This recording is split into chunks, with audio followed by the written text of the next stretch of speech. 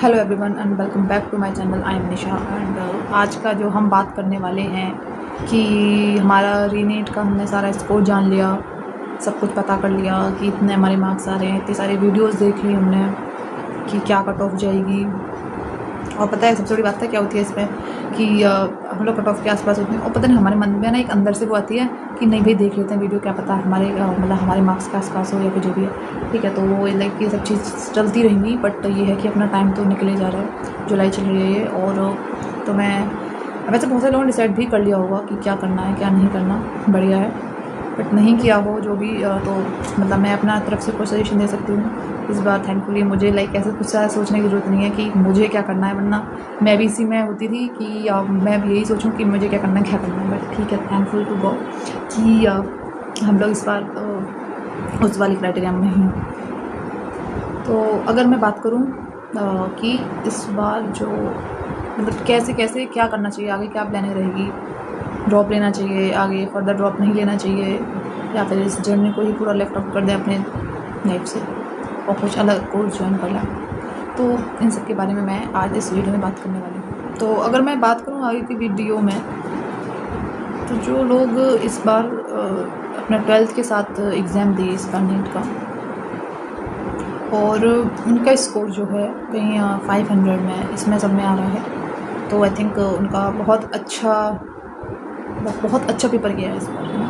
और वो लोग आराम से ड्रॉप के लिए जा सकते हैं, नो प्रॉब्लम दिस, क्योंकि एक मौका तो देना चाहिए अपने आप को प्रूव करने के लिए कि हम भी अच्छा कर सकते हैं। और ऑफ कोर्स दो, क्योंकि 12th के साथ बोर्ड्स के साथ मुश्किल होता है थोड़ा बहुत, और मौका दो, अच्छे से करो, नो प्रॉब्लम। और बाकी मतलब आई थिंक फर्स्ट ड्रॉप आज के टाइम में आई थिंक सब ले रहे, एक मतलब वो बन चुकी है कि नहीं भाई ड्रॉप तो लेना ही है। तो ठीक है, एक बार सब लोग ले लो, कोई दिक्कत नहीं है, सब लोग मेहनत कर लो अच्छे से, सब पता कर लो क्या होता है ड्रॉप ईयर में, कैसे पढ़ाई होती है, कैसे टारगेट बनता है, कैसे सब कुछ सुनना पड़ता है एक ड्रॉपर होके।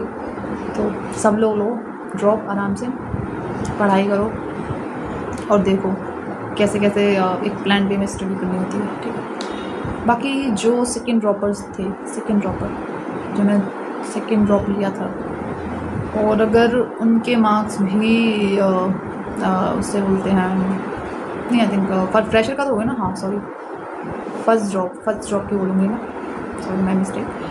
फर्स्ट ड्रॉप की अगर मैं बोलूँ तो जिन्होंने फर्स्ट ड्रॉप ले रखा था और उनके मार्क्स भी 500 में आ रहे हैं, तो ये उस इंसान पर डिपेंड करता है कि वो लेना चाहता है ड्रॉप की नहीं लेना चाहता। वैसे आई थिंक वो जाएगा ड्रॉप के लिए, मुझे ऐसा मतलब पक्का यकीन है वो जाएगा, क्योंकि उसको लगेगा कि मैं बहुत दूर कट ऑफ के पास और जो मेरी थोड़ी बहुत प्रिपरेशन रह गई थी वो मैं कर सकता हूँ। और बाकी जिन्होंने ड्रॉप लिया, जिनकी बिल्कुल मार्क्स नहीं आए, तो वो लोग चाहें तो इस प्रिपरेशन को छोड़ भी सकते हैं।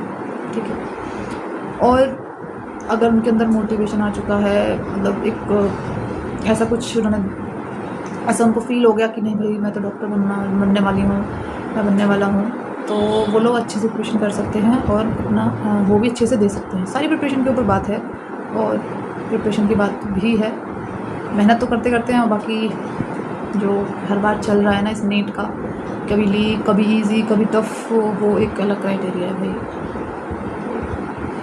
नो, ठीक है, बाकी हाँ ठीक है, अपनी मेहनत करो अच्छे से और जो होगा वो देखा जाएगा।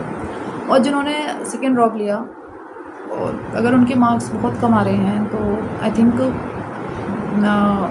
मैं बोलूँ तो उनको खुद वैसे पता होगा कि उन्होंने क्या मिस्टेक्स की हैं, पढ़ाई की है नहीं की है, क्लियर हो जाता है वो मार्क्स, हमको सबको पता होता है कि हमने क्या किया है। ठीक है, हमने कितनी पढ़ाई की है, तो उनको खुद को क्लियर होगा। और आई थिंक कहीं वो क्लियर हो भी चुके होंगे कि हमको या तो नहीं करनी नीट की प्रिपरेशन जो है, या फिर जो कोई बहुत ही ज़्यादा डेडिकेट होके आया होगा कि नहीं भाई एक मौका दो मेरे को और मैं कर लूँगा, तो ये उसके लिए भी सही है। बट अगर आपके बहुत कम मार्क्स आ रहे हैं ना, तो आई थिंक बुरा लगेगा, बट ज़्यादा इसके पीछे नहीं पड़ना चाहिए।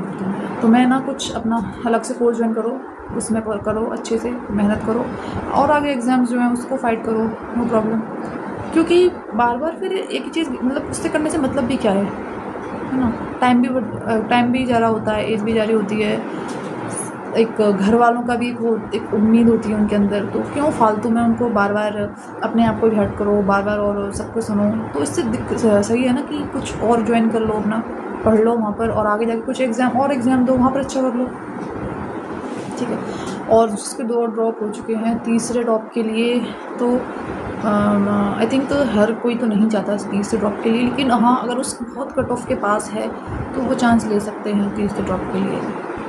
बाकी जिसके अगर बहुत कम है तो मुझे नहीं लगता कि उनको चांस लेना चाहिए, क्यों फालतू में टाइम वेस्ट करना है ना। अपना कुछ अलग से कोर्स ज्वाइन करके इसका आराम से करो। तो यही बात कर रही थी मैं इन सबसे, क्योंकि ड्रॉप लेते लेते ना एक एग्ज़ाम से हमें इतना ज़्यादा अटैचमेंट हो जाता है ना कि हम बाद में जाके ना कुछ ज्वाइन नहीं करना चाहते। जब हमें ऐसा लगता है ना कि बहुत ज़्यादा प्रिपरेशन कर लेते हैं ना और नंबर भी नहीं आ रहा होता ना, तो फिर ऐसा लगता है कि ऐसा क्यों हो रहा है, और फिर तुम इतनी ज़्यादा डिमोटिवेशन, इतना ज़्यादा डिप्रेस्ड सब कुछ फील होता है ना, और फिर तुम ना किसी और को कोर्स ज्वाइन नहीं करना चाहोगे। क्यों? क्योंकि तुमने पूरे बता रखा था कि भाई मैं नीट प्रिपरेशन कर रहा हूँ, मुझे डॉक्टर बनना है। फिर तुम ये सोचोगे भाई सब लोग क्या सोचेंगे, ये वो। इससे सही है या फिर तुम सब कुछ फेस कर सकते हो तो नो प्रॉब्लम, आराम से जो करना है वो करो। लेकिन अगर एक एवरेज स्टूडेंट की बात बताऊँ तो अगर मुझसे नहीं हो रहा तो ठीक है, इसे छोड़ो, कुछ और ज्वाइन करो आराम से, उस मेहनत करो अच्छे से, उसमें दिक्कत क्या है। तो इसी सबसे रिलेटेड मैं ऐसे बात कर रही थी इस समय। बाकी मेरा तो देखते हैं नीट वेट कर रही हूँ रिज़ल्ट का कि उसी में क्लियर होगा कि रियलिटी में क्या है, क्या होना है, उससे पूरा क्लियर हो जाएगा उसमें। तो बाकी मैं बताऊँगी आप लोगों को क्या है मेरा, क्या रहेगा, देखते हैं क्या उम्मीद है। वैसे ऐसा सब कुछ चल रहा है, क्या कट ऑफ जाएगी, कुछ ऐसा क्लियर तो नहीं हो रहा है मेरे को। हाँ ठीक है, लेकिन जो मेरे पास है मैं अपना BDS तो उसको मैं अच्छे से कर रही हूँ, अपना टाइम दे रही हूँ, इसीलिए वीडियो भी इतनी लेट आ रही है, क्योंकि आए दिन कुछ ना कुछ एग्ज़ाम्स सब कुछ चल रहा है। हर कोर्स बहुत ही, और BDS तो एज सिमिलर टू MBBS है, तो वो तो उसमें सारा ही सेम है, बस एक एक्स्ट्रा सब्जेक्ट और है, हमें डेंटल वो और पढ़ना होता है। तो इतना सारा टाइम देना पड़ता है, बड़े अच्छे से करनी पड़ती है। तो चलिए मिलते हैं आगे की वीडियो में और बताएंगे, आगे बात करेंगे। Thank you.